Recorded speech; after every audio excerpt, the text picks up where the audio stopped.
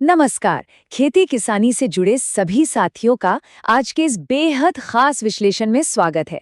देखिए, हम सब जानते हैं कि खेती में जब फसल लहलहाती है तो मन कितना खुश होता है ना?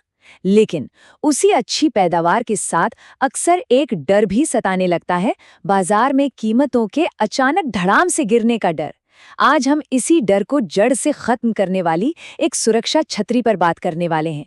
इसे कहते हैं मार्केट इंटरवेंशन स्कीम, यानी MIS। आसान भाषा में कहें तो ये बाजार में हस्तक्षेप करके आपकी आय को सुरक्षित करने का एक बहुत ही शानदार हथियार है। तो चलिए फटाफट देख लेते हैं कि आज की इस चर्चा में हम किन अहम मुद्दों पर बात करने वाले हैं। सबसे पहले हम समझेंगे कि जल्दी खराब होने वाली फसलों की आय को कैसे सुरक्षित किया जाए। फिर देखेंगे कि ये योजना हमारे पारंपरिक अनाज समर्थन से कैसे अलग है। इसके बाद बात करेंगे कि ये सुरक्षा जाल आखिर खुलता कब है, इसमें डायरेक्ट बैंक ट्रांसफर का क्या रोल है, और आखिर में आलू की खरीद के एक बहुत ही ताज़ा और बड़े लक्ष्य पर भी नजर डालेंगे। भाग 1, जल्दी खराब होने वाली फसलों की आय की सुरक्षा, बाजार की गिरावट से बचाओ। अब देखिए, ये खेती की सबसे बड़ी और कड़वी विडंबना है। कभी कभी ना हमारी अपनी ही शानदार बम्पर पैदावार हमारे लिए खतरा बन जाती है। बाजार में फसल ज्यादा आती है और दाम एकदम कोड़ियों के भाव हो जाते हैं। नतीजा, मजबूरी में फसल बेचनी पड़ती है, जिसे हम डिस्ट्रेस सेल कहते हैं। मार्केट इंटरवेंशन स्कीम को खास तौर पे इसी नौबत को रोकने के लिए बनाया गया है।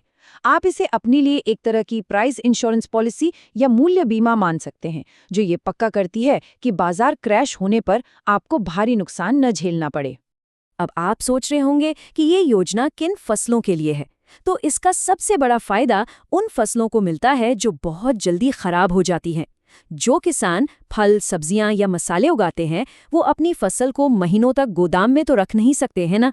उन्हें तो फसल तुरंत बेचनी ही होती है। तो बस ये योजना इन्हीं नाजुक फसलों को उगाने वालों के लिए एक बड़ी जीवन रेखा का काम करती है। भाग 2, पारंपरिक अनाज समर्थन से एक कदम आगे, एक विशेष दृष्टिकोण। हम सब MSP यानी न्यूनतम समर्थन मूल्य के बारे में तो अच्छे से जानते हैं, लेकिन ये समझना बहुत जरूरी है कि MIS उससे बिल्कुल अलग है। MSP मुख्य रूप से गेहूं और चावल जैसे उन बड़े अनाजों के लिए काम करता है जिन्हें आराम से लंबे समय तक स्टोर किया जा सकता है। वहीं दूसरी तरफ MIS को बिल्कुल एक अलग नजरिए से तैयार किया गया है, खासकर उन फलों, सब्जियों और मसालों के लिए जो MSP के दायरे में आते ही नहीं हैं। आपको बता दूं कि पिछले ही साल सरकार ने इस योजना में कुछ बड़े और स्मार्ट बदलाव किए हैं। अब MIS को PM आशा जैसी एक बड़ी और राष्ट्रीय स्तर की कृषि योजना का हिस्सा बना दिया गया है। इन नए बदलावों का सीधा सा मतलब ये है कि अब इस योजना को जमीन पर उतारना और इसका फायदा सीधे आप तक पहुंचाना पहले से कहीं ज्यादा आसान और असरदार हो गया है। भाग 3, सुरक्षा जाल को सक्रिय करना। मदद आखिर पहुंचती कब है? तो ये पूरा सिस्टम एक्टिवेट कब होता है? ध्यान दीजिएगा, सबसे अहम बात यही है। ये सुरक्षा जाल तब खुलता है जब बाजार में आपकी फसल की कीमतें पिछले एक सामान्य साल के मुकाबले कम से कम 10% नीचे गिर जाएं। जी हाँ, सिर्फ 10%। जैसे ही दाम इतने गिरते हैं, ये योजना आपको नुकसान से बचाने के लिए तुरंत एक्टिव हो जाती है। भाग 4, डायरेक्ट बैंक ट्रांसफर। तेजी से भुगतान कैसे मिलता है? पहले का सिस्टम आपको याद होगा, राज्यों को खुद जाकर अतिरिक्त फसल खरीदनी पड़ती थी, बहुत समय लगता था, ट्रकों में माल लादना पड़ता था। लेकिन अब सिस्टम बहुत अपग्रेड हो गया है। अब फसल की भौतिक खरीद की जगह सीधा डायरेक्ट बैंक ट्रांसफर की सुविधा आ गई है, यानी बिना किसी झंझट के पैसा सीधा आपके खाते में। बिचौलियों का तो काम ही खत्म। इसका गणित भी एकदम शीशे की तरह साफ है। मान लीजिए राज्य सरकार ने एक बाजार हस्तक्षेप मूल्य यानी MIP तय कर दिया, लेकिन बाजार में मंदी के कारण आपकी फसल उस रेट से कम पर बिक रही है। तो जो भी इन दोनों के बीच का अंतर होगा ना, बस वही नुकसान की भरपाई वाला पैसा सीधे आपके बैंक अकाउंट में आ जाएगा। बिल्कुल सीधा और पारदर्शी हिसाब। भाग 5, आलू की खरीद का बड़ा लक्ष्य। आइए एक असली उदाहरण देखते हैं। हाल ही की बात करें तो केंद्रीय कृषि मंत्रालय ने इस योजना के तहत 20 लाख मीट्रिक टन आलू खरीदने का एक बहुत विशाल लक्ष्य तय किया है। 20 लाख मीट्रिक टन, ये कोई छोटी मोटी बात नहीं है।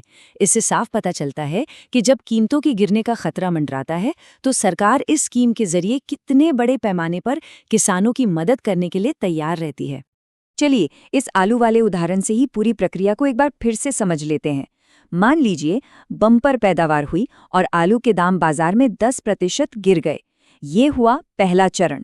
इसके तुरंत बाद दूसरे चरण में राज्य सरकार तय किए गए एमआईपी और गिरे हुए बाजार भाव के बीच का अंतर निकालती है और फिर तीसरे चरण में बिना आलू को ट्रकों में भरे वो घाटे की रकम सीधे आलू किसान के बैंक खाते में भेज दी जाती है।